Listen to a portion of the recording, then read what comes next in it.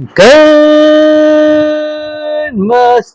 G9 do do do do do do do do do। দর্শক বন্ধুরা, আপনারা কি ভাবছেন যে আমার মাথা খারাপ হয়ে গেছে? মাথা একটু জ্যাম হয়ে গেছে স্বীকার করছি, কারণ চারিদিকে এত স্পাই থ্রিলারের রমরমা যে মানে মাথার মধ্যে নানা রকম গুপ্তচরেরা কিলবিল করছে বলতে পারেন। এই যে গানটা আমি গাইলাম, এটা one of the first Hindi spy thriller ফিল্মের গান। সিনেমাটার নাম ছিল সুরক্ষা, রিলিজ করেছিল 1979 সালে এবং মিঠুন চক্রবর্তী ছিলেন গান মাস্টার G9 ওরফে সিক্রেট এজেন্ট। তো যাই হোক, আমি ওয়ার 2 দেখলাম, ওটিটিতে দেখলাম সারে জাহাঁ সে আচ্ছা, এখন গিন্নি দেখছে সালাকার, সব কটাই স্পাই থ্রিলার। দেখুন, এই কিশোর ভারতী, যেটা নিয়ে আমার প্রথম ম্যাগাজিন রিভিউ হতে চলেছে, সেই কিশোর ভারতী যে সংখ্যাটি, সেটি হচ্ছে ড্রোন নিয়ে। প্রথম কথা, ড্রোন চলেছে যুদ্ধে এবং এই সবকটি হচ্ছে স্পাই থ্রিলার গল্প নিয়ে। এটি আমি পড়ে ফেলেছি, রহস্য রোমাঞ্চ থ্রিলার এবং এই স্পাইদের নিয়ে। দেখুন, এখানে একটি গল্প রয়েছে, যে গল্পটি পুরো অংশ দেয়া নেই।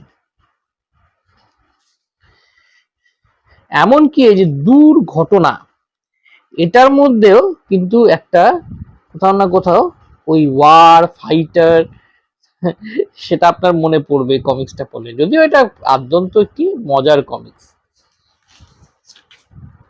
এবার তর্পণ রয়েছে, এটা আমার পড়ে খুব ভালো লেগেছে। জানেন, প্রফুল্ল রায়কে ত্রিদীপ কুমার চট্টোপাধ্যায়ের একটা পার্সোনালাইজ শ্রদ্ধার্ঘ বলতে পারেন, খুব সুন্দর লেগেছে আমার।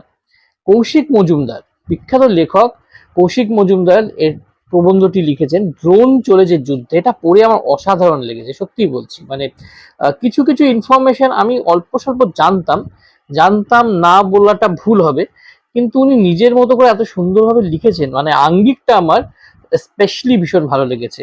আর কৌশিক মজুমদার কিন্তু প্রথম নন ফিকশন লিখেই নাম করেছিলেন, এটা কিন্তু ভুললে চলবে না। এখানে নানা রকম ড্রোনের কথা বলা হয়েছে, গুপ্তচর ভিত্তিতে কিভাবে কাজে লাগে, এর উত্তাপ শীতল, হেডিং গুলো খুব ইন্টারেস্টিং। প্রত্যেকটি ফটো দেখুন, এই nano drone, mini drone, micro drone, mini micro আছে, ছোট্ট যেটাকে বলে স্মল ড্রোন, রকমের ড্রোনের কথা আছে। দেখুন, small drone, strike drone, tactical drone, সব রকম ড্রোনের কথা রয়েছে। এটা কিন্তু একটা দীর্ঘ প্রবন্ধ, মানে প্রবন্ধ হিসেবে জাস্ট 3-4 পাতায় শেষ করে দিয়েছেন সেরকম কিন্তু নয়। কয়টা কি যাবার আগে, হ্যাঁ, এই দেখুন, আমরা ভাগ্যবান, বিভিন্ন কলেজ বিশ্ববিদ্যালয়ে এখন অনেক কিছুর সঙ্গে ড্রোন টেকনোলজিও গুরুত্ব দিয়ে পড়ানো হচ্ছে। So drones are very very important, এবং গুপ্তচর বৃত্তি থেকে শুরু করে নানা রকম কাজে লাগে ড্রোন। এরপরেই একটা স্পাই থ্রিলার, এবং স্পাই থ্রিলার এখন যিনি সবচেয়ে ভালো লিখছেন তাদের মধ্যে একটি নাম হচ্ছে অভিক দত্ত, এবং তার ভয়ের নাম পাকিস্তান বলে এটি আমার মনে হচ্ছে কোনো একটা উপন্যাসের, ফোর্থকামিং উপন্যাসের অংশ, এবং সেটি এখানে তুলে ধরা হয়েছে। এই যে লেখা আছে দেখুন, অপারেশন ব্লু উইংস থেকে তার একটি অংশ এখানে তুলে ধরা হয়েছে। পড়তে তো খুবই ভালো লেগেছে, একটা বিল্ড আপও পাওয়া গেল, এটা পড়ে অনেকেই উৎসাহিত হবেন বইটা কেনার জন্য। কিন্তু এখানে একটু খাপছাড়া ভাবে শেষ হয়ে গেল, তো এই আর কি। পড়তে অবশ্যই খুবই ভালো লেগেছে, এতে ইনি স্পেশালাইজ করেছেন।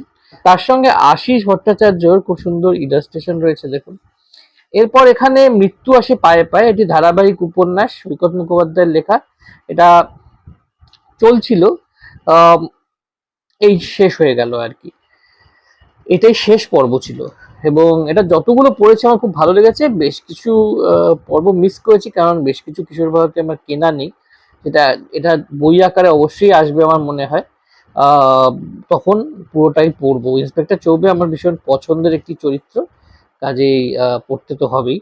আকাশ অংশত মেঘলা, এটা একটা স্পাই থ্রিলার, রোহন রায়ের লেখা, যিনি মজনতালী সরকার লিখেছেন, এবং যার একটি ভূতের গল্পের সংকলন খুব রিসেন্টলি বেরিয়েছে। রোহনের লেখা খুব সাবলীল হয়, আবার খুব ট্রু টু লাইফ হয়, ম্যাটার অফ ফ্যাক্টও হয়। তো পড়ে আমার খুব ভালো লেগেছে। স্পাই থ্রিলারের মধ্যে যে টান টান ব্যাপারটা, যে একটা একটা কোথাও না কোথাও লেখককে একটু নির্মম হতে হয়, খুব বেশি ইমোশনাল বা সপি ব্যাপার যেটা আমরা ইংরেজিতে বলি, সেটা থাকলে চলে না, এবং এতে কিন্তু একদমই সেটা নেই। খুবই ম্যাটার অফ ফ্যাক্ট, একটু নির্মম ধরনের লেখা, যেটা এই ধরনের স্পাই থ্রিলারের জন্য ভীষণ জরুরি।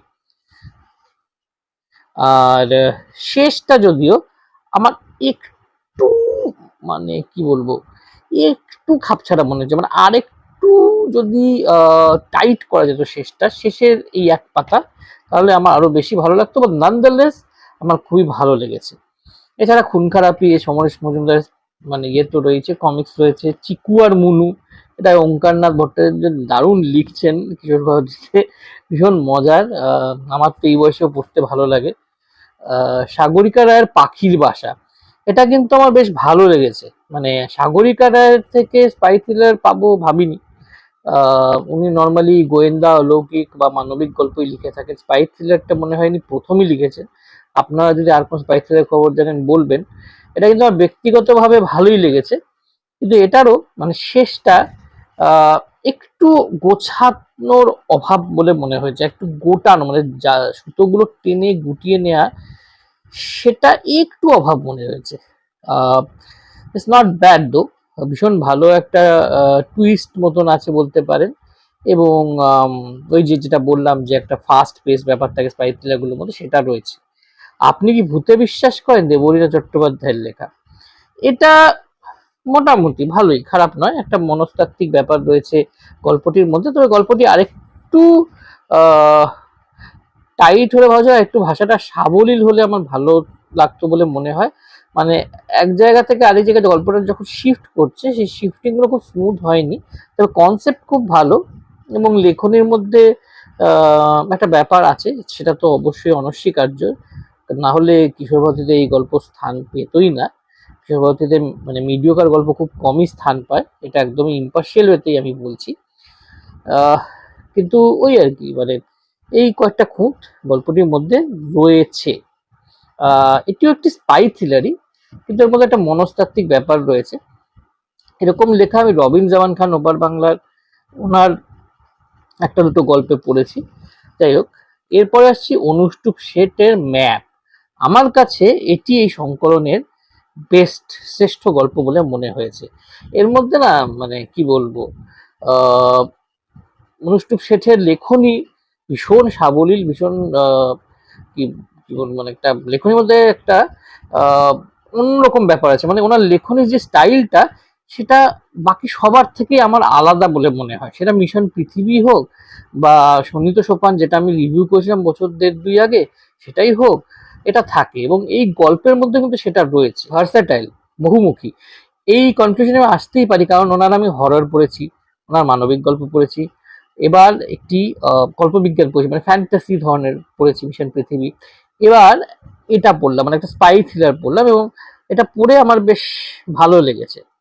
আর এর মধ্যে একটা মানে একটা সেন্স অফ হিউমার বলা যেতে পারে, মানে ডার্ক হিউমার একটা আছে, খুব হিডেন ওয়েতে আছে, সেটা আমার খুব ভালো লেগেছে। সেজন্য আমার এই গল্পটি সবচেয়ে শ্রেষ্ঠ গল্প মনে হয়েছে এই পত্রিকার। এরপর অলোক চক্রবর্তী, এনার লেখা আমি এর আগে কোনোদিন পড়িনি, আপনারা যদি পড়ে থাকেন জানাবেন। ফাহাদ সাহেবের কুকুর, ইলাস্ট্রেশনটা আমার খুব ভালো লেগেছে, বিশেষ করে কৃষ্ণেন্দু মণ্ডলের করা। আহ, এটা আমার ভালোই লেগেছে, বেশ ভালো লেগেছে। প্রথম পড়ছি ওনার লেখা, সেই হিসেবে তো বেশ ভালো লেগেছে। এর শেষটা কিন্তু বেশ সুন্দরভাবে গোছানো রয়েছে। আম, কিন্তু এখানে যে সমস্যাটা আমার মনে হয়েছে, যে রহস্যটা জমাট বাঁধতে পারেনি অন দা হোল, সেভাবে জমাট বাঁধতে পারেনি আর কি, কম্পেয়ার টু বাকি গল্পগুলোর যদি আমি কয়েকটা গল্প কম্পারিজন করি তাহলে আর কি। অবন্তিপাল, এনার লেখা আমি এর আগে পড়িনি, কাকাতুয়া আর কাকিয়া। আহ, এটা বেশ ভালো একটা লেখা, রহস্য গল্পই বলা যেতে পারে। আম, মানে কি বলবো, একটা কিশোর রহস্য গল্প যেমন হয় তেমনই, কিন্তু ওই এর মধ্যে একটা কাকাতুয়ার ভূমিকা, সেটা একটা চমক সৃষ্টি অবশ্যই করেছে। অর্ণবী সাহা ঘোষ, এনার প্রচুর অডিও স্টোরি আমি শুনেছি, কিন্তু এই গল্প বোধহয় মানে এর লেখা গল্প, কনভেনশনাল প্রিন্ট মিডিয়ায় লেখা গল্প আমি খুব বেশি পড়িনি। এটা কিন্তু আমার পড়ে বেশ ভালো লাগলো জানেন।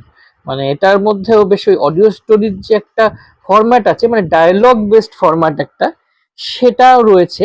হুম, এবং তার সঙ্গে এই ইলাস্ট্রেশন গুলো বেশ আহ, বেশ মন কাড়া, ওঙ্কারনাথ ভট্টাচার্যের ইলাস্ট্রেশন খারাপ কি হতে পারে? তার সঙ্গে এটা হরেক রকম রয়েছে, সেটা সবসময় থাকে। এটা আমি পড়িনি যদিও, তো বলতে পারবো না কেমন, ভালোই হবে। এই ব্যাপারে আমার ইন্টারেস্ট একটু কম, মানে ধাঁধা টাধায় খুব বেশি মাথা ঘামাই না আমি, শব্দ জব্দ ছাড়া। যোগু মামার ধারাবাহিক কমিক্স রয়েছে। সব মিলে একটা জিনিস বলতে পারি যে এই কত এবার দাম, 30 টাকার দাম।